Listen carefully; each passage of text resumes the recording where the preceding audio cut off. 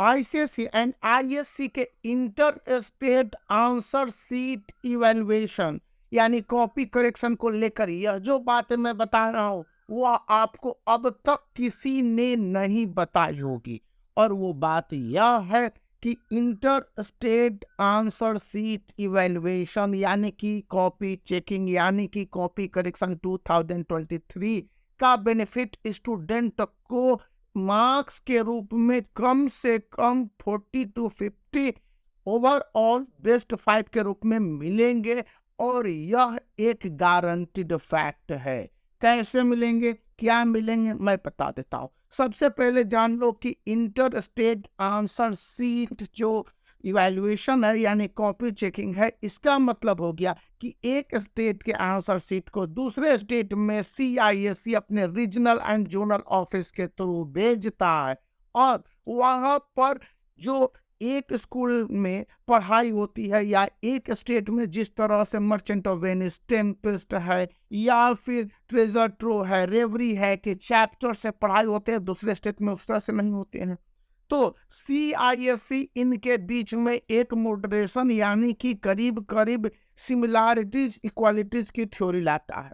और यह थ्योरी मतलब कि कॉपी चेकिंग की बातें सीधे सीधे वो एग्जामिनरों और इवैल्यूएटरों यानी कि कॉलेज सुपरवाइजर, सुपरिटेंडेंट और हेड एग्जामिनर को कह देता है कि आप जब कॉपी की चेकिंग कर रहे हो तो इन बच्चों को पहली और गंभीर बात हेड एग्जामिनर कहते हैं और सुपरवाइजर कहते हैं कि लेनियंट चेकिंग करो। इसलिए भी आपके क्लास के टीचर, स्कूल के टीचर जो प्री बोर्ड में मार्क्स काटते नहीं थक रहे थे, वे आपको मार्क्स देने की प्रवृत्ति रखेंगे। वहां पर आप इस तरह के कोई बात को नहीं मान सकते।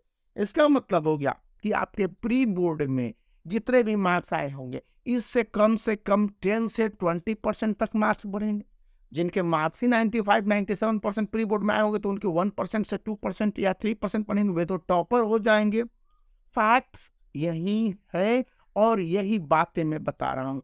और इसका बेनिफिट आईएससी के स्टूडेंट को, पीसीएम वाले, पीसीबी वाले, अकाउंट के स्टूडेंट को और ह्यूमैनिटीज के सब्जेक्ट को सबसे ज्यादा मिलता है। क्लास 10th के जो स्टूडेंट है आईसीएसई के, उनके लिए थोड़े से यहाँ पर बेनिफिट कम है, वो 20 से 25 है, क्योंकि कॉपी चेकिंग के दौरान डिफरेंट सब्जेक्ट में डिफरेंट सब टॉपिक या डिफरेंट क्वेश्चन पर अलग अलग वेरिएशन कर दिए जाते हैं। दूसरी बात जो कही गई सीआईएससी के द्वारा कि कॉपी चेकिंग के दौरान स्टूडेंट के हैंडराइटिंग पर जो हमको हेड एग्जामिनर बताते हैं, हमको मतलब हम जैसे एग्जामिनर को और जो हमारे मित्र है वो बताए, इंफॉर्मेशन दिए, उनको कहा गया कि hand writing doesn't matter, hand writing अच्छी है तो बेहतर मार्क्स दे दो, अगर हैंड राइटिंग अच्छी नहीं है तो वहां पर उसको अच्छा एंड लेबल मार्क्स अवार्ड करो।